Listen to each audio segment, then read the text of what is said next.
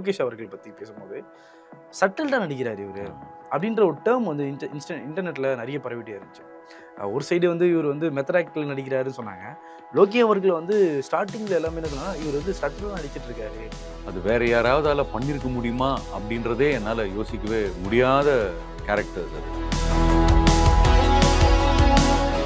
எனக்கு எக்ஸ்பீரியன்ஸ் கிடையாதுன்றது அவரே வந்து உணர்ந்துக்கிறார். எனக்கு எக்ஸ்பீரியன்ஸ் கிடையாது. ஸோ என்னுடைய வீக்னஸ் என்ன, என்னுடைய ஸ்ட்ரென்த் என்னன்றது அவருக்கு ரொம்ப கிளியராக அவர் அவேராக இருக்கார். அதனால தான் அவர் அவ்வளோ நேச்சுரலாக விஷயங்களை பண்ண முடிஞ்சுது. அழுவார், பிரேக் டவுன் ஆவார் இல்லையா, ஒரு கம்பியை பிடிச்சி ஒரே டேக்கில் சிங்கிள் டேக்கில் பண்ணார். ஏதோ ஒரு விஷயம் நமக்குள்ள ஒன்று இருக்கு. அது ஆக்டர்ஸுக்கு அது ஒரு ஸ்கில். இப்போ டாக்டர் அப்படின்னு ஒருத்தர் இருக்காருன்னா அது அவங்களுக்குள்ள ஒரு ஸ்கில் இருக்கிறதுனால தான் அவங்க டாக்டர் ஆகுறாங்க. என்னால் டாக்டர் ஆகவே முடியாது. என்னால் அதை நினைச்சு கூட பார்க்க.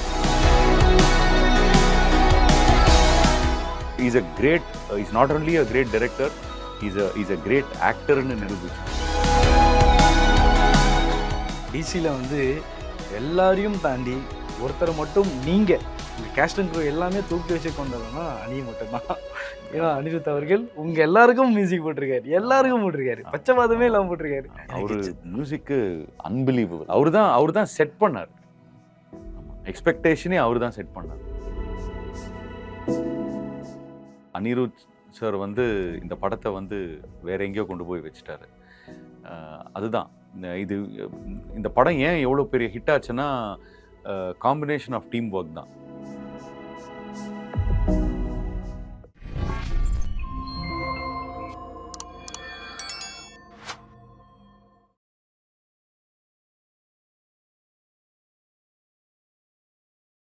ப்ரோ டிவி நேயர்கள் எல்லோருக்கும் அன்பான வணக்கங்கள். இன்னைக்கு நம்ம ஒரு முக்கியமான கெஸ்டோட இணைஞ்சிருக்கோம். யாருப்பா அப்படின்னு கேட்டிங்கன்னா டிசி படம். ஸோ டிசியில் இந்த வில்லத்தனத்தையும் வந்து ரொம்ப க்யூட்டாக காட்டுற ஒரு வில்லன் கூட சொல்லலாம். எஸ், நம்ம கூட வந்து கிறிஸ் தயால் அவர்கள் இணைஞ்சிருக்காங்க. நிறைய விஷயம் கேட்டு தெரிஞ்சுப்போம் வாங்க. ஹாய்ண்ணா. ஹாய், எப்படி இருக்கீங்க? நல்லா இருக்கேன். நீங்கள் எப்படி இருக்கீங்க? குட். இப்போ தான் நீங்கள் சிரிக்கும் போது அந்த சீனில் வர ஒரு சிரிப்பு தான் வந்து ஞாபகம் வருது. நீங்கள் அந்த இவரை பார்த்து சிரிப்பீங்களா, ராஜா ராகுபதியை பற்றி சிரிப்பீங்க, அந்த ஸ்மைலோட இருக்குது. எஸ், டிசி ஸோ கிட்டத்தட்ட பயங்கர சக்ஸஸாக போயிட்டுருக்கு. இப்போ வரைக்கும் கிட்டத்தட்ட 50 கோடி கிட்டே கலெக்ட் ஆகிடுச்சு. ரொம்ப வரவேற்பு இருக்குது. உங்களை பார்த்தோன்னே எனக்கு ஃபைன் பண்ண முடிஞ்சுச்சு நீங்கள் ஒரு தேட்டர் ஆர்டிஸ்டாக தான் இருப்பீங்கன்றத. ஏன்னா உங்கள் ஆக்டிங் அந்த அளவுக்கு வெளிப்படுச்சு அந்த விஷயத்தில். எப்படி இந்த விஷயம் அது ஸ்பெசிஃபிக்காக வந்து நான் உங்களுக்கு நிறைய படங்களை பார்த்துருந்தாலும் இதில் நீங்கள் தான் மெயின் வில்லனாக இருக்க போகிறீங்க அப்படின்ற அந்த அந்த ஒரு உங்களுக்கு ஃபீட் பண்ணியிருப்பாங்கள்ல, அந்த விஷயம் கேட்கும்போது உங்களுக்கு எப்படி எக்ஸைட்டாக இருந்துச்சு? எக்ஸைட்டாக இருந்தாலும் எனக்கு ஒன்றும் புரியல அது உண்மைதானா அப்படின்ற ஒரு விஷயம். ஏன்னா டைரக்டர் சார் வந்து என்னை முதல் தடவை பார்த்து எனக்கு இந்த கதை சொல்லும் போதும் என் கேரக்டரை பற்றி நரேட் பண்ணும்போதும் என்னாலேயே அது கொஞ்சம் நேரம் எனக்கு யோசிக்க வேண்டியதாக இருந்தது. இது இவர் சொல்கிறது இது உண்மைதானா, இது நடக்கிறது இது எல்லாமே உண்மைதானா அப்படின்ற மாதிரி. அதான். ஸோ அவர் டிசைட் பண்ணதான். அது எப்படி டிசைட் பண்ணாரு, ஏன் டிசைட் பண்ணாருன்றது எனக்கு இன்னைக்கு வரைக்கும் தெரியாது. டைலாக் வந்து ரொம்ப கேட்சியாகவும் ரொம்ப அழகாகவும் நீங்கள் சொல்கிறீங்க. அரசுன்னு பேர் வச்சுக்கிட்டு அரசாங்கத்துக்கு எதிரான செயல் செய்கிறீங்கன்ற விஷயம்லாம் அவ்வளோ அழகாக இருந்துச்சு நீங்கள் சொல்லும் போது. டைலாக்ஸாக எப்படி இருந்துச்சு உங்களுக்கு படத்தில் வந்து ஸ்பெசிஃபிக்காக தான் சொல்லும் போது? இல்லை, எழுதின விதமே அப்படி தான். ஸோ அந்த கிரெடிட் வந்து அருண் மாதேஸ்வரன் சாருக்கு தான் போகும். ஏன்னா அவங்க தான் எழுதினது இந்த டைலாக்ஸ் எல்லாம். ஸோ அந்த மாதிரி எழுதியிருந்தாங்க. ஸோ அந்த அந்த சீன் படிக்கும்போதே எனக்கு ரொம்ப எக்ஸைட்டிங்காக இருக்கும். ஏன்னா இந்த மாதிரி அமையிறது ரொம்ப கஷ்டம். எல்லாருக்கும் எல்லா வாட்டியும் இந்த மாதிரி அமையாது. அது எனக்கு அமைஞ்சது. ஸோ அந்த கேரக்டர் அவன் எப்படி சொல்லுவான், அந்த சூழ்நிலையில் அவன் எப்படி சொல்லுவான் அப்படின்றது தான். எப்படி வேணாலும் நம்ம சொல்லலாம். பட் ஆனால் போஜராஜ் எப்படி சொல்லுவான், அது அவ்வளோதான். அந்த மாதிரி தான் ஒர்க் அவுட் ஆச்சு. ஓகே, இது வந்து அருண் மாதேஸ்வர் அவர்கள் உங்களுக்கு ஃபீட் பண்ணாங்களா, இந்த மாதிரி ஆட்டிடியூடோடு இருக்கணும், ஸ்மைல் இந்த இடத்துல இருக்கணும் அப்படின்னு சொல்லி ஃபீட் பண்ணாங்களா? இல்லை ஆஃபீஸாக உங்ககிட்ட ஸ்கிரிப்டை கொடுத்துட்டு நீங்கள் உங்களோட ஃப்ரீயில் பண்ணுங்கள், உங்களுக்கு வரதை பண்ணுங்கன்னு சொல்கிறாங்க? இது சில விஷயங்கள் அவர் முதல்லையே எனக்கு சொல்லியிருந்தார். தட் இஸ் இந்த கேரக்டர் அவர் என்ன எதிர்பார்க்குறாரு இந்த கேரக்டர் அப்படின்னு ஒரு டீட்டெயில் அவுட்லைன்லாம் கொடுத்துருந்தார். ஸோ அதை வச்சு தான் நான் டெவலப் பண்ணேன். ஓகே, ஷூட்டிங்கில் வந்து அவர் கம்ப்ளீட் ஃப்ரீடம் அவர். So he let me do what I have what I wanted to do. So but ஆனால் ஐ திங்க் ஒரு அண்டர்ஸ்டாண்டிங் கரெக்டாக ஒர்க் அவுட் ஆகிடுச்சுன்னு நினைக்கிறேன். அவர் என்ன எதிர்பார்க்குறாருன்றது நானும் நான் போய் கேட்பேன், சார் இது ஓகே, இல்லை இது திஸ் இஸ் ஃபைன் அப்படின்னுவார். ஸோ அதான் சில விஷயங்கள் வந்து அவர் என்ன மாதிரி தேவை அப்படின்றது ஒரு ஒரு ஐடியா கொடுப்பாரு, அவ்வளோதான். பட் ஆனால் அதர்வைஸ் ஆக்டர்ஸுக்கு வந்து அவ்வளோ ஃப்ரீடம் கொடுத்தாரு. அண்டு அது செய்யறத வச்சே ஏதாவது இன்னும் டெவலப் பண்ணலாமா, வேற எப்படியாவது வேரியேஷன் கொடுக்கலாமா அப்படின்றது பேசி ஒருத்தர் பேசி பேசி தான் அதை டெவலப் பண்ணோம். அப்படி தான் அது வந்தது எல்லாமே. நான் அவங்கள சேவ் பண்ணிட்டு பார்க்கும்போது எஜு சூர்யா மாதிரியே இருந்தீங்க.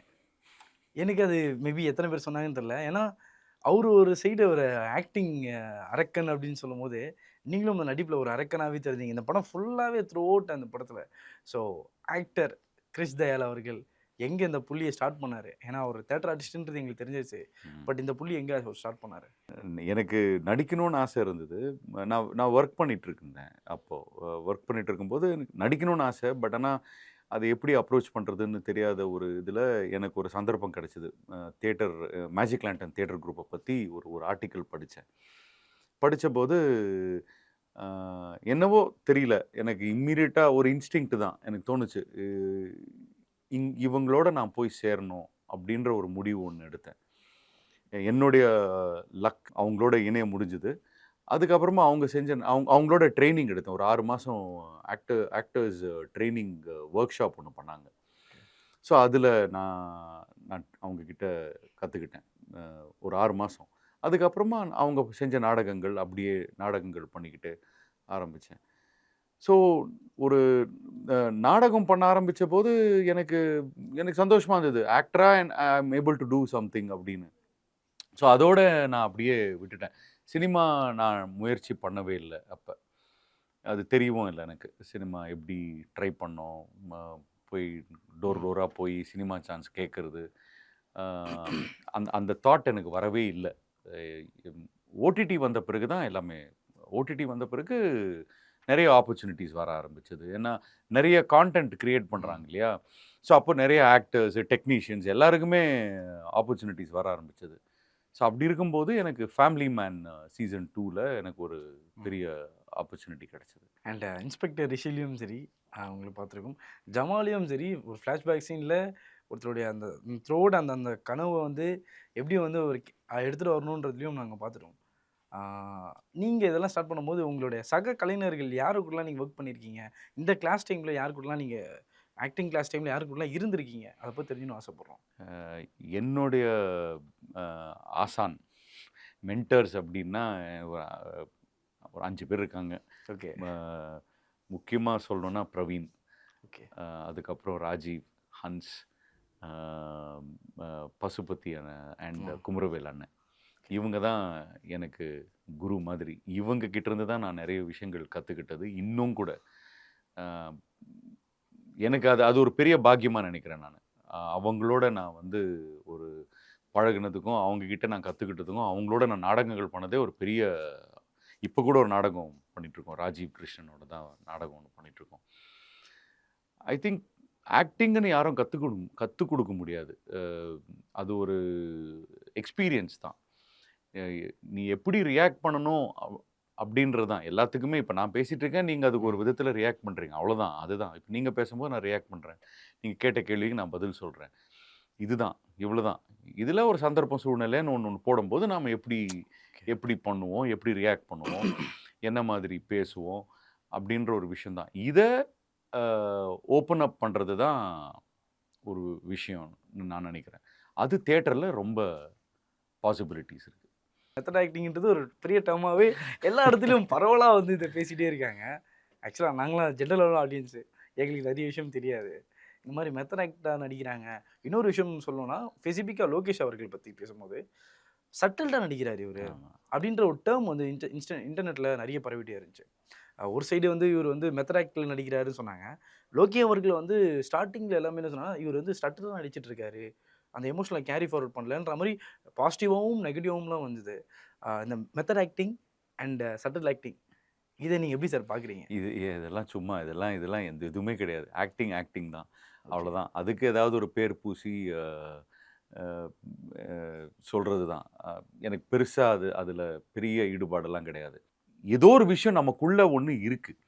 அது ஆக்டர்ஸுக்கு அது ஒரு ஸ்கில். இப்போ டாக்டர் அப்படின்னு ஒருத்தர் இருக்காருன்னா, அது அவங்களுக்குள்ள ஒரு ஒரு ஒரு ஸ்கில் இருக்கிறதுனால தான் அவங்க டாக்டர் ஆகுறாங்க. என்னால டாக்டர் ஆகவே முடியாது. என்னால அத நெனச்சு கூட பார்க்க முடியாது. அதே மாரி நீங்க ஒரு டாக்டர் கிட்ட கேட்டீங்கன்னா, என்னால நடிக்கிறத நெனச்சு கூட பார்க்க முடியாதுன்னு சொல்லுவாங்க. ஸோ ஒவ்வொருத்தரும் ஒவ்வொரு ப்ரொஃபஷன் அவ்வளோதான். அதுல யாரு ஸ்கோர் பண்றாங்க, ஸ்கோர் பண்ணல. யார் வந்து அந்த அளவுக்கு அ ஒரு ஒரு உண்மைத்தனமா இருக்காங்க அப்படின்றது தான். அவ்வளோதான். ஸோ தட்ஸ் ஹவ் அதோட விட்டுறது தான் பெட்டர். நல்லது. ஆமா. ஓகே. டாக்கிங் அபவுட் லோகி அண்ணே. ஆ. ஸோ லோகேஷ் அவர்கள் வந்து படத்துல வந்து நடிக்கும்போது வந்து அவர் நெறைய இடத்துல வந்து எக்ஸைட் பண்ணாருன்னு சொல்லி முகேஷ் டிஓபி அவர்கள இன்டர்வியூ பண்ணும்போது சொன்னாரு. ம். நான் நெனச்சே பார்க்கல. ஒரு ஒரு ஆமா. ஃபர்ஸ்ட் டைம் டெபியூட்டன்ட்டா இருக்கும்போது சில முக்கியமான ஒரு போர்ஷன் அவரு முகேஷ் அண்ணா அவர்கள் சொன்னாங்க. ஆ ஒரு இடத்துல வந்து கத்திய வந்து ஒருத்தவங்க செஸ்ட்ல குத்திட்டு இப்படி ரிட்டர்ன் எடுக்கும்போது, அந்த இடத்துல எடுக்கும்போது ரொம்ப நார்மலா எடுப்பாங்க. பட் ஆனா அந்த இடத்துல வந்து அந்த கேரி ஃபார்வர்ட் பண்ணாரு. அந்த கேரக்டர் வந்து எவ்வளோ அன்ஸ்டேபிளா இருக்குன்ற விஷயத்தையும் சரி, கொஞ்சம் போதையா இருக்குன்ற விஷயத்தையும் ஒரு வாக்குலயும் அவ்வளோ அழகா காட்டாருன்றத முகேஷ் அண்ணன் சொன்னாரு. நாங்க அந்த ஃப்ரேம்ல பார்க்கும்போதே அத அத ரிலேட் பண்ணிக்கிட்டோம். நீங்க நேர்ல பார்த்துருக்கீங்க, ஸ்பாட்ல பார்த்துருக்கீங்க. சீரியஸா இப்போ நீங்க சொன்ன மாதிரி அவரு அ ஒரு ஒரு அழுவாரு. பிரேக் டவுன் ஆவாரு இல்லையா? ஒரு ஒரு சீன். யாஹ்! அந்த யாஹ்! கம்பிய புடிச்சுக்கிட்டு. கரெக்ட். ஒரே டேக் தான் அது. சிங்கிள் டேக்ல பண்ணாரு அது. ஓ! ஸோ யோசிச்சு பாருங்க. ஸோ அவரு எப்பவுமே ப்ரிப்பேர்டா வராரு அவரு. அண்ட் அவருக்கு நல்லா தெரியும். ஐ திங்க் இது என்னுடைய முதல் படம். அவரு அவரு அண்ட் அவரு அ அ எனக்கு எக்ஸ்பீரியன்ஸ் கிடையாதுன்றத அவரே வந்து உணர்ந்துக்கிறாரு. எனக்கு எக்ஸ்பீரியன்ஸ் கிடையாது. ஸோ என்னுடைய வீக்னஸ் என்ன? என்னுடைய என்னுடைய ஸ்ட்ரென்த் என்னன்றது அவருக்கு ரொம்ப கிளியரா அவர் அவேரா இருக்காரு. அதனால தான் அவர் அவ்வளோ நேச்சுரலா விஷயங்கள பண்ண முடிஞ்சது. அ எத யார் எது சொன்னாலும் அவர் ரிசீவ் பண்ணிக்கிட்டு இருந்தாரு. ஓகே. அ ஸோ எங்களுக்கு எல்லாருக்குமே அது ஒரு பெரிய ஆச்சரியமா இருந்தது. அவ்வளோ ஹம்பிளா இருந்தாரு. டக்கு டக்குன்னு பண்ணிட்டு போயிட்டே இருந்தாரு. அதெல்லாம் சிங்கிள் டேக்கு. அதே மாதிரி எனக்கு எனக்கு அவருடைய என்டயர் படத்துல எனக்கு ரொம்ப புடிச்ச விஷயம் வந்து பார்வதி அண்ட் ம். அவருடைய காம்பினேஷன் அதுதான். ரைட். ஏன்னா, அதுல வந்து நெறைய மொமெண்ட்ஸ் இருந்தது. எக்ஸ்ட்ரீம்லி சைலன்ஸ் இருந்தது. ரொம்ப சட்டிலிட்டி இருந்தது. அவங்க 2 பேருக்குள்ள அந்த பேசிக்கிற ம். விஷயம். எல்லாராலயுமே உணர முடிஞ்சது. ஒவ்வொரு ஆடியன்ஸும் அத என்ஜாய் பண்ணி பார்த்தாங்க. ரசிச்சு பார்த்தாங்க. அந்த மாதிரி ஒரு ஒரு பெர்ஃபார்மன்ஸ் வந்து அ ஒரு கதைய ஒரு ஒரு கேரக்டர உள்வாங்கலன்னா, அது பண்ணவே முடியாது. அந்த அளவுக்கு டெப்த் இருந்தது. அந்த பெர்ஃபார்மன்ஸ்ல. ரைட். So, right. அதெல்லாம் ரொம்ப வியந்து பார்த்தோம். ரைட். ஆமா. Right. Is a great is not only a great director. Is a great ஆக்டர்ன்னு ஆக்டர். நிரூபிச்சிருக்காரு. உங்களோடது சில இடம்லாம் இருக்கு. நீங்க எல்லா கான்ஸ்டபிள்ஸையும் வச்சு என்கொயரி பண்ணிட்டே இருப்பீங்க. அதில நீங்க ஆக்சுவலா கண்லயே வந்து அவங்களும் ஆப்போசிட்ல இருக்கவங்களும் நடிச்சிருப்பாங்க. கரெக்ட்டா ஃபைண்ட் பண்ணும்போது, சைலன்ட்டாவே வச்சுட்டு அந்த ஒரு ஸ்மைல் இருக்குல்ல சார், அது ஒரு மாரி ஜோக்கர் ஸ்மைல் மாரி இருந்துச்சு சார். நம்ம பார்த்துருப்போம்ல, ஜோக்கர் பார்த்துருப்போம்ல. ஜோக்கரோட ஸ்மைல் மாரி அது சடனா நீங்க ஒரு ஒரு லுக் குடுத்தீங்க. என்னடா இவரு இப்படி மிரட்டுறாருன்ற மாரி ஒரு அந்த ஒரு விஷயம் இருந்துச்சு. இது ஆப்வியஸா நம்ம நெறைய இடத்துல வந்து நல்லா சிரிங்க அப்படின்னு சொல்லும்போது, அந்த அந்த ஒரு ஓப்பன்னஸ் இருக்கும்னு சொல்லுவாங்க. அந்த விஷயம்லாம் எப்படி சார்? இதெல்லாம் கூட நீங்களே வந்து பண்ணிட்டீங்க. இது மாரி பண்ணா ஒர்க் அவுட் ஆகும் அப்படின்னு சொல்லி நீங்களே வந்து சில விஷயம் கால் எடுத்தீங்களா?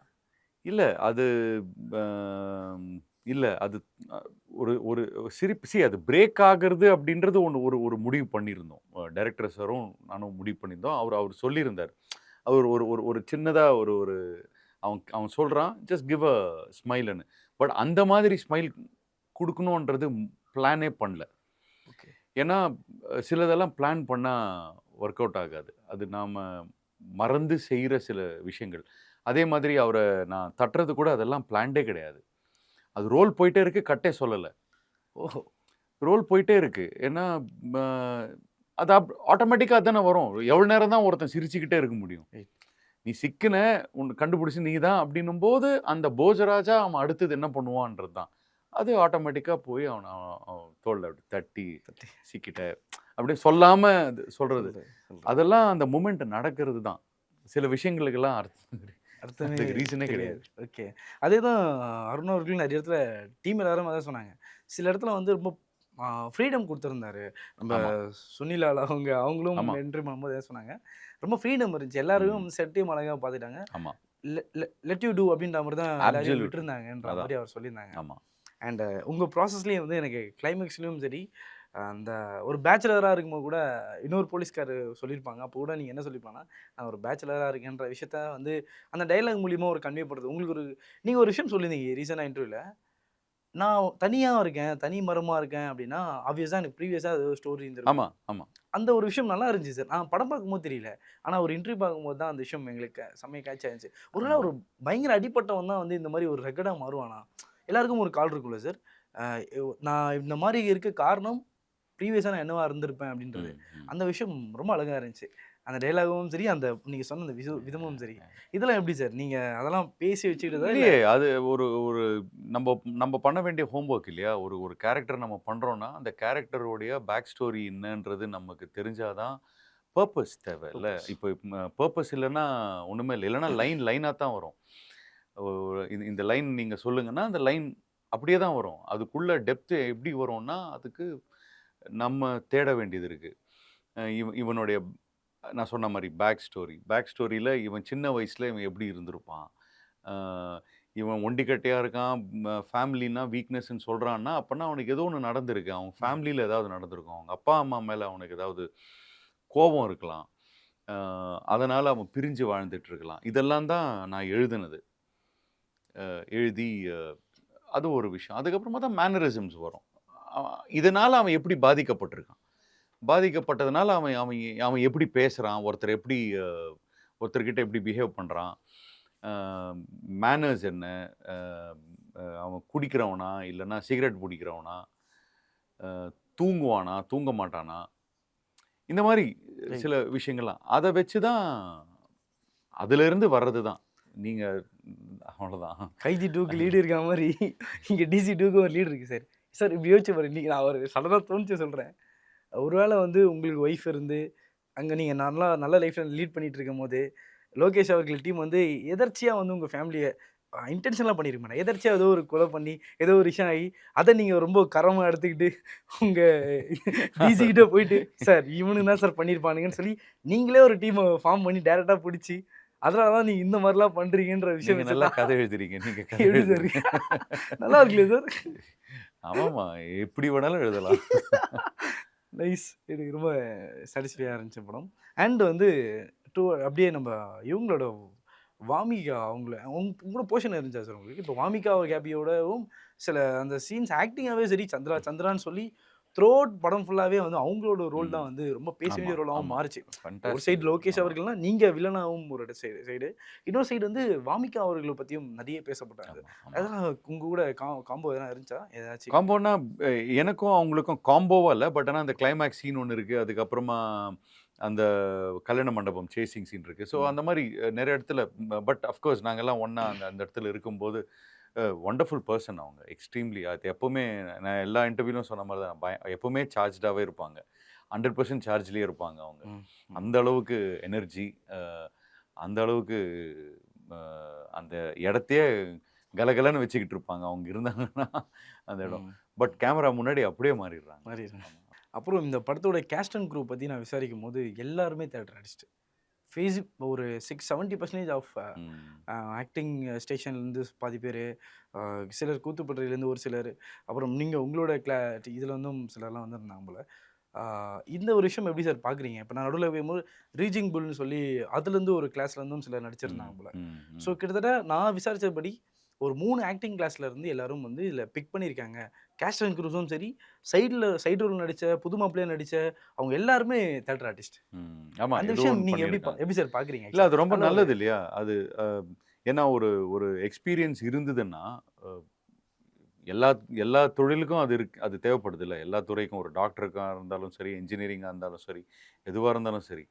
ஸோ அந்த மாதிரி சினிமாலயும் அ ஒரு பேசிக் அண்டர்ஸ்டாண்டிங் தியேட்டர் மூலியமா ஒரு ஆக்டிங் கிளாஸஸ், ஸ்டுடியோஸ் ஏதோ ஒண்ணு பண்ணோம்னா, ஒரு பேசிக் அண்டர்ஸ்டாண்டிங் வரும். அது இருந்ததுன்னா, அ ஷூட்டுக்கு வரும்போது இன்னும் பெட்டரா பெர்ஃபார்ம் பண்ண முடியும். அவங்களுக்கு இன்னும் பெட்டர் ஓப்பனிங் கிடைக்கும்.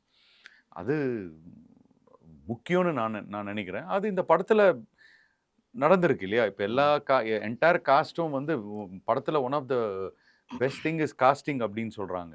அது ஏன்னா இந்த மாரி பிக் பண்ணியிருக்காங்க. நடுவுல வந்து ஒரு 2 இயர்ஸ் முன்னாடி வந்து பசுபதி அண்ணன் ஒரு இன்டர்வியூ குடுத்திருந்தாரு. ம். அதுல எல்லாருமே கேட்கும்போது என்ன சொன்னாங்கன்னா, சார்பட்டாபுரம் பத்தி ஒரு இன்டர்வியூ பரத்வாஜ் குடுத்துருக்கும்போது என்ன சொன்னாருன்னா, ஒரு ஒரு ஆக்டர் வந்து ஒரு தியேட்டர் ஆர்டிஸ்ட் வந்து ரொம்ப விஷயத்த குடுத்துருவான். அவன்கிட்ட நீங்க அவன் அங்க ஒரு ஒரு தியேட்டர்ல பண்ணும்போது கத்தி குடுப்பான். நீ ஒரு படம் பண்ற, ஒரு இடத்துல பக்கத்துல வச்சு எடுக்குறேன்னா, அந்த இடத்துல அவன் கொஞ்சம் வால்யூம் கம்மி பண்ணி பேசணும். ஆமா, பேசுறதா ஆமா. இருந்தாலும் சரி, ரியாக்ஷன் குடுக்கறதா இருந்தாலும் சரி, லைட்டா குடுத்துக்கணும். அத நீங்க சம்டைம்ஸ் வாங்க வேண்டியதா இருக்கும். இப்போ ரஞ்சித் என்கிட்ட ஃப்ரீடமா விட்டான். அதனால நான் சில விஷயம் பார்த்து பண்ணேன். சில இடத்துல நீங்க அவங்கள வாங்கணும்னா இந்த விஷயம் தேவைப்படும் அப்படின்னு ஒரு விஷயம் சொன்னாரு. ம். அது ரொம்ப உன்னிப்பாவும் நல்லா விஷயமே நல்லா ஒரு நல்ல டேர்மா இருந்துச்சு. ஒரு தியேட்டர் ஆர்டிஸ்ட் நல்லா லேர்ன் பண்ணியிருந்தாலும், அவங்க கிட்ட கொஞ்சம் ஃபைன் டியூன் வாங்க வேண்டிய சில விஷயம் இருக்கு அப்படின்ற மாரி சொன்னாரு. ஆமா, கண்டிப்பா. ஏன்னா அ சி அ தியேட்டருக்கும், சினிமாவுக்கும் ஒரே விஷயம் என்னன்னா, நடிக்கிறது. அண்டர்ஸ்டாண்டிங் ஆஃப் தி க அ கேரக்டர் அண்ட் அந்த ஒர்க் அது ஓகே. பட் சில டெக்னிக்ஸ்ன்னு இருக்குல்ல, அந்த டெக்னிக்ஸ நம்ம அடாப்ட் பண்ணணும். தியேட்டர்ல வந்து ஒரு ஆடிட்டோரியம்ல ஒரு 1000 பேர் உட்கார்ந்துட்டுருக்கலாம். 1500 பேர் உட்காந்துருக்கலாம். ஸ்டேஜ்ல இருந்து எல்லார்கிட்டயும் கனெக்ட் ஆகுற மாதிரி ஒருத்தன் ஏன்னா லைவ் இல்லையா அது. கனெக்ட் ஆகுற மாதிரி பேசணும்னா, பாடி தான் யூஸ் பண்ணணும் அவன். கண்களால ஒண்ணுமே பண்ண முடியாது. பாடி அ பெருசா அ பெர்ஃபார்ம் பண்ணா தான் எல்லாருக்கும் கனெக்டடா இருக்கும். சினிமா வந்து அப்படி கிடையாது. சினிமா ஒரு கேமராக்குள்ள நடிக்கிறது. ஸோ கண்கள் தான். பாடி கிடையாது. கண் பே கண்ணு தான் பேசணும். ம், ஏன்னா எல்லா ஆடியன்ஸும் வந்து அந்த ஆக்டருடைய கண்ண தான் பார்த்துக்கிட்டு இருப்பாங்க. ம், ம். ஸோ இதுதான் டிஃபரன்ஸ். இந்த இந்த விஷயங்கள்லாம் வந்து அ அண்டர்ஸ்டாண்ட் பண்ணிக்க வேண்டியது தான். பட் என்னன்னா தியேட்டர் ஆக்டர்ஸ்க்கு குயிக்கா அடாப்ட் ஆயிடுவாங்க. அது ஒரு ஓகே, பெரிய விஷயம் கிடையாது. ஓகே. அது குயிக்கா அடாப்ட் பண்ணிக்கலாம். இந்த மாரி சின்ன சின்ன விஷயங்கள் இருக்கு. இதுக்கு ஒரு ஒரு ஒரு ஒரு ஒரு ஒரு பாக்ஸ்க்குள்ள நம்ம எப்படி நடிக்கிறது? ம். அப்படின்றது தான். தியேட்டர்ல வந்து ஃபுல் ஃப்ரீடம் இருக்கும். என்ன வேணாலும் பண்ணலாம். இப்போ உங்கள சம்மந்தப்பட்டவங்கள பத்தி பேசணும் அப்படிங்கும்போது, ஒரு சைடு குரு சோமசுந்தரம் அவர்கள் இருக்காங்க. இன்னொரு சைடு வந்து பசுபதி அண்ணா இருக்காங்க. ஸோ அது 2 பேருமே ஒரு நடிப்புல பேர் பெற்றவங்க ஆமா, அப்படின்னு ஆமா. சொல்லலாம். ஸோ இவங்க 2 பேரும் கூட நீங்க பயணிச்சிருக்கீங்க, பார்த்துருக்கீங்க, லேர்ன் பண்ணியிருக்கீங்க, அவங்களோட உறவாடியிருக்கீங்க. ஆஃப் ஸ்க்ரீன், ஆன் ஸ்க்ரீன்ல எல்லாத்துலயும் ஆமா, இருந்திருப்பீங்க. ஆமா. ஸோ அவங்கள பத்தி சொல்லுங்க. என்ன மாரி இப்போ எல்லாருக்கும் ஒரு தன்மை இருக்கும். இவருக்கு ஒரு தன்மையோட தான் வாழ்வாரு. ஆக்டிங்லயும் சரி, ரியல் லைஃப்லயும் சரி. அதே மாரி பசுபதி அண்ணனும் ஒரு இதுல தான் இருப்பாரு. அவங்களோட பழகுன விதத்த பத்தியும், அவங்க கிட்ட இருக்க ஸ்கில்ல பத்தியும். அவங்க எல்லாமே இதே தான். ரொம்ப பேசிக்கா இருப்பாங்க. வ ப சோமுவா இருக்கட்டும், அ பசுபதியா இருக்கட்டும். இவங்கலாம் வந்து அ ரொம்ப ரொம்ப பேசிக்கா கனெக்டடா இருப்பாங்க. அந்த மக்கள், சரவுண்டிங், என்வைரன்மென்ட் இது எல்லாமே ரொம்ப கனெக்டடா இருப்பாங்க. அந்த கனெக்டடா இருக்கிறதுனால தான் அவங்களால வந்து எந்த ஒரு கேரக்டருக்கும் ஈஸியா அடாப்ட் பண்ண முடியுது. அப்படின்னு இது இது இது இது வந்து இவங்க 2 பேருக்குமே இருக்கிற ரொம்ப காமனான ஒரு ஒரு ஒரு நேச்சர் 2 பேருமே. அ சோமுக் அண்ட் பசுவுக்கு. ம். அ சோமுவோடலாம் நான் நெறைய நாடகங்கள் ஆரம்பத்தில பண்ணேன். பசு வந்து 7, 8 வருஷத்துக்கு முன்னாடி வரைக்கும் கூட நாடகங்கள் நாங்க ஒண்ணா தான் பண்ணோம். ம். பொன்னியின் செல்வன் நாங்க 2 பொன்னியின் பேரும் செல்வன். ஆமா. பொன்னியின் செல்வன்ல அவரும் நடிச்சிருந்தாரு. கரிகாலன் நடிச்சிருந்தாரு. ஸோ அ ஆப்ஷன்ஸ் குடுப்பாங்க. இவங்க 2 பேருமே வந்து வெரைட்டி ஆஃப் ஆப்ஷன்ஸ் கொண்டு வருவாங்க. ஆக்டர்ஸ் மத்தியில. ஸோ ம். இம்ப்ரூவைசேஷன் பயங்கரமா இருக்கும். இவங்க 2 பேருக்கும். அது அது இன்னொரு ஒரு காமன் திங். பயங்கரமா இம்ப்ரூவைஸ் பண்ணுவாங்க. ஸோ அவங்க இம்ப்ரூவைஸ் பண்ண பண்ண அவங்களோட இருக்கிற மத்த ஆக்டர்ஸும் செஞ்சே ஆகணும். திடீர்னு இந்த பக்கத்துலேருந்து வருவாங்க. சடனா வந்து அங்கிருந்து தான் வருவாங்கன்னு நம்ம எதிர்பார்த்துட்டு இருப்போம். ரிஹர்சல்ல. ம். வேற வேற மாதிரி வருவாங்க. வேற இடத்துல இருந்தோ, இல்லன்னா வேற மாதிரி ஒரு மூவ்மெண்ட்ல வருவாங்க. இது எல்லாமே நாம வந்து அடாப்ட் பண்ணிக்கிட்டே இருக்கணும். அது ஒரு முக்கியமான ஒரு குவாலிட்டி இவங்க 2 பேருக்கும். அதனால தான் சினிமால வந்து ம். ஒ வித்தியாசமா பண்றாங்க. ஒரு ஒரு ரோலையும் வந்து வேற வேற மாரி வித்தியாசம். பண்றதுக்கு ரீசனே அதுதான். Right, right, right. ட்ரை பண்ணிக்கிட்டே இருப்பாங்க. அதிலும் சார்பட்டல சார் நீங்க எக்ஸைட் ஆனது உண்டா சார்? இப்போ ஆஃப் ஸ்க்ரீன்ல நீங்க நெறைய நாடகங்கள் பண்ணும்போது, ஏதாச்சும் ஒரு சீன பார்த்துட்டு ரொம்ப பாராட்டுனது, இல்ல அவங்க உங்கள பாராட்டுனது, நீங்க உங்களுக்குள்ளேயே பேசிக்கிட்ட விதம் எதனா இருக்கு? இருக்கு. எனக்கு எனக்கு சோமு பண்ண ஜோக்கர் அண்ட் ஆரண்யகாண்டம் எனக்கு ரொம்ப இது 2ம் ரொம்ப புடிச்ச படங்கள். அம் அது வேற யாராவதால பண்ணியிருக்க முடியுமா? அப்படின்றதே என்னால யோசிக்கவே முடியாத கேரக்டர்ஸ் அது.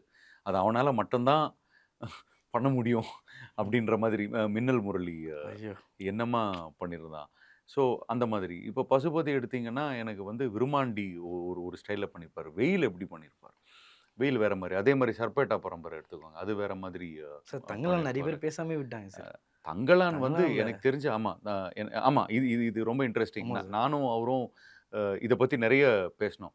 இன்ஃபாக்ட் அவருக்கும் வந்து தங்கலானுடைய ரோல் தான் அவருக்கும் ஆமா சார். அவர் பண்ணதிலேயே ரொம்ப எனக்கு பர்சனலா ரொம்ப ரொம்ப சார். க்ளோஸான ஒரு விஷயம் அப்படின்னு. ரொம்ப கஷ்டம். அந்த அந்த மாதிரி ஒரு விஷயம் பண்றது ரொம்ப ரொம்ப கஷ்டம். எத்தன பேரால அந்த செம்ம மாரி ரோல் சார். பண்ண முடியும்ன்றதே எனக்கு தெரியல. அவ்வளவு கஷ்டம். தங்கலான்லாம். ஐயோ! ஸோ அது அதான். நான் சார் ஒரு இடத்துல மிரண்டுட்டேன் சார். அந்த இடத்துல பார்த்துட்டு அப்படின்னு ஒரு மாரி ஆமா, பண்ணுவாரு சார். ஆமா. அதெல்லாம் அதெல்லாம் அவரா அவங்க ஏடிஸ் கிட்ட பேசினேன் சார். அதுலயும் அவரா அதான் சார் இம்ப்ரூவைஸ் சொன்னாங்க. பண்ணாரு. ஐயோ! அவரு மிரட்டுறாரு அவரு அப்படின்னாங்க சார். ஆமா. அதெல்லாம் நினைக்கும்போது பயங்கர ஒரு அதுதான். அதுதானே. அதனால தான் அவங்க அவ்வளோ ஸ்கில்டா இருக்காங்க. கில்டா இருக்கேன். எஸ். சார் நீங்க தமிழ் சினிமாலயும் சரி, இந்தியன் சினிமாலயும் சரி, நீங்க இன்ஸ்பயர் ஆன ஒரு ஆக்டர். ஒரு இல்ல, ஒரு 2 ஆக்டர்னா நீங்க இல்ல, யார இல்ல. சொல்லுவீங்க? நெறைய பேர் இருக்காங்க. நெறைய ஓகே. பேர் இருக்காங்க. அது இன்ஸ்பிரேஷன் எனக்கு எல்லா இடத்துல இருந்தும் ம். அ வர்றது தான். அயல்நாட்டு சினிமால? இன்ஸ்பி அதான். எல்லா இடத்துலயும் இன்ஸ்பயர் ஆகுறதுக்கு நான் எங்கேயாவது ஒரு பர்ட்டிகுலர் ஆக்டர் இல்லன்னா 2 ஆக்டர் நம்ம புடிச்சோம்னா, நம்ம எக்ஸ்ப்ளோர் பண்றதுக்கான வாய்ப்புகளே கிடையாது. ஒரு ஒரு படத்துக்கும் அ ஏதாவது ஒரு ஒரு குறிப்பிட்ட ஆக்டர் ஆர் ஆக்டர்ஸ ரெஃபரன்ஸ் எடுத்துட்டு நம்ம வொர்க் பண்றதும் உண்டு. ஸோ அந்த மாதிரி அ எனக்கு ஒரு ஸ்பெசிஃபிக்கான இவங்க தான்றதுக்கு இன்ஸ்பிரேஷன் நெறைய பேர் குடுக்குறாங்க. அவங்களோட நடிப்புல குடுக்குறாங்க. அவங்களோட வளர்ச்சியில இன்ஸ்பயர் பண்றாங்க. ஹார்ட் ஒர்க்ல இன்ஸ்பயர் பண்ணியிருக்காங்க. ஸோ அந்த மாரி பல விதத்தில பல ஆக்டர்ஸ் இன்ஸ்பயர் பண்ணிட்டே இருக்காங்க. டிசில வந்து எல்லாரையும் தாண்டி ஒருத்தர மட்டும் நீங்க உங்க கேஸ்ட் அண்ட் க்ரூ எல்லாமே தூக்கி வச்சு கொண்டாடுறோம்னா அணிய மட்டும் தான். ஏன்னா ஆமா. அனிருத் அவர்கள் உங்க எல்லாருக்கும் மியூசிக் போட்டிருக்காரு. ஆமா. எல்லாருக்கும் போட்டிருக்காரு. ஆமா. பச்சைவாதமே ஆமா. இல்லாம போட்டிருக்காரு. ஆமா. உங்க எல்லாருக்கும் வந்து அதுவும் உங்க சீன்லாம் வந்து அந்த இடத்துல நீங்க லோக்கி அங்க இருக்காங்கன்னு கண்டுபிடிச்சிருவீங்க. அந்த த்ரூ அவுட் 2 மினிட்ஸ் 3 மினிட்ஸ் நெனைக்கிறேன். அவ்ளோ ஆமா. Engage sir. ஆமா. அதுலயும் அந்த நீங்க உங்க ஸ்மைல்லாம் எனக்கு ரொம்ப 2, 3 இடத்துல சிரிப்பீங்க. அந்த போலீஸ்கார இது பண்ணும்போதும் சிரிப்பீங்க. லோகேஷ் அங்க கண்டுபிடிச்சிருவீங்க. அப்போ ஒரு ஸ்மைல் ஒண்ணு பண்ணுவீங்க. ஸோ அந்த மியூசிக்கும் பத்தி உங்க ரோலுக்காகவும் மியூசிக் போட்டிருக்காரு. ஸோ பேசுனீங்களா? எல்லாருமே தேங்க் யூ சார் அப்படி சொன்னீங்களா? நான் நான் சொல்லியிருக்கேன். அவரும் என்ன அப்ரிஷியேட் பண்ணாரு. நல்லா. பட் யாஹ் அனிருத் சார் வந்து இந்த படத்த வந்து வேற எங்கேயோ கொண்டு போய் வச்சுட்டாரு. அதுதான். இது இந்த படம் ஏன் எவ்வளோ பெரிய ஹிட் ஆச்சுன்னா, காம்பினேஷன் ஆஃப் டீம் ஒர்க் தான். இந்த மாதிரி அமையறது ரொம்ப கஷ்டம். மறுபடியும் இந்த மாரி ஒரு படம் எங்க காஸ்ட் அண்ட் க்ரூல எ எல்லார்கிட்டயும் நீங்க கேட்கலாம். மறுபடியும் இந்த மாரி ஒரு படம் அமையறது அப்படின்றது தெரியல. எப்போ அமையும்? அமையுமா? அமையாதா? அதான். அந்த மாதிரி ஒரு ஒரு எனர்ஜி, ஒரு வைப் இருந்தது. ஸோ ஐ திங்க் எல்லாருமே அவங்கவங்களுடைய விஷயத்த வந்து நார்மலா பண்றத விட இன்னும் ஒரு ஸ்டெப் அதிகமா கான்ட்ரிபியூட் பண்ணியிருக்காங்க. ம், ம். அதனால தான் படம் டிஃபரெண்ட்டா இருக்கு. எனக்கு அவரு மியூசிக்கு அன்பிலீவபிள். அவரு தான் செட் பண்ணாரு. ஆமா. எக்ஸ்பெக்டேஷனே அவரு தான் செட் பண்ணாரு. ஸோ இப்போ வந்து நீங்க தமிழ் சினிமா தேடும் ஒரு ஆக்டரா மாறிட்டீங்க. உங்கள வில்லனாவும் யூஸ் பண்ணலாம். ஒரு பேக் எண்ட்ல ஒரு ஒரு வேற மாரி ரோல்லயும் உங்கள சட்டில்டாவும் யூஸ் பண்ணலாம்னு சொல்ற மாரி. இது தாண்டுனாலும் இப்போ நீங்க கூட ஃபோன் பேசும்போது கிளாஸ் இருக்கு, ரிஹர்சல் இருக்குன்னு சொன்னீங்க. சார் இது எப்படி சார்? இப்போ சம்டைம்ஸ் சிலர்லாம் இருக்கும் சார். ஒரு இடத்துல இருப்போம். அங்கேருந்து நம்ம வேற இடத்துக்கு போக தான் ட்ரை பண்ணுவோம். அந்த இடத்த ரீச் பண்ருவோம். பட் நம்ம இருக்கிற இடத்தையும் கொஞ்சம் சில விஷயம் பார்த்துக்க வேண்டியது இருக்கு. கிளாஸஸ் இருக்கும். ஐ மீன் சில ம், ம், நாடகங்கள்லாம் ம். இருக்கும். அது 2 விதமா கூட எடுத்துக்கலாம்னு நெனைக்கிறேன். சிலர் வந்து இந்த இடத்துக்கு நான் இருக்கணும்னு ஆசைப்படுறது இருக்கு. சில டைம்ல டைம் கிடைக்காம ரொம்ப டைட்டா படங்கள்லயே கான்சன்ட்ரேட் பண்றதும் இருக்கு. நீங்க இத எப்படி பார்க்குறீங்க? நீங்க இல்ல. எப்படி இருக்கும்னு நெனைக்கிறீங்க? எனக்கு இன்னைக்கு எனக்கு என்ன ஒரு ஆக்டர் அப்படின்னு படங்கள்ல வாய்ப்புகள் வர்றதும், அ என்னுடைய ஒர்க்க சினிமால அப்ரிஷியேட் பண்றதுக்கும் முக்கியமான காரணம் முக்கியமான இல்ல, ஒரே காரணம் தியேட்டர் தான். தியேட்டர். அங்க தான் நான் கத்துக்கிட்டேன். அதுதான் என்னுடைய கோர். ஸோ அத என்னால அ விட்டுட்டு போவே முடியாது. I have to keep coming back. ஏன்னா, அங்க இருந்தா தான் எனக்கு தேடல் வந்துகிட்டே இருக்கும். ஏதாவது புதுசா கத்துக்கிறதுக்கு, புது விஷயங்கள், அ அனுபவம் வந்துகிட்டே இருக்கும். ஸோ அ கண்டிப்பா நாடகங்கள் நான் பண்ணுவேன். எந்த அளவுக்கு பண்ணுவேன் அப்படின்றது எனக்கு தெரியல. பட் நான் கண்டிப்பா நாடகங்கள் நாடகங்கள் பண்ணுவேன். அண்ட் நாடகத்துக்கு நான் சப்போர்ட்டிவா இருப்பேன். அதுதான். ம். அ ரைட். ஏன்னா, தட்ஸ் த கோர். எல்லாருமே அங்கிருந்து வரணும்னு ஆசைப்படுறேன். ரைட். அந்த ஏரியாவ பார்க்கணும். அந்த ஏரியாலேருந்து சினிமாக்கு வரணும். கனெக்டடாவே இருக்கணுன்றது தான் என்னுடைய விருப்பம். ஒரு விஷயம். நீங்க ஆக்டிங் கிளாஸ்ல ஒரு ஒரு ஆர்டிஸ்ட் போறாங்க.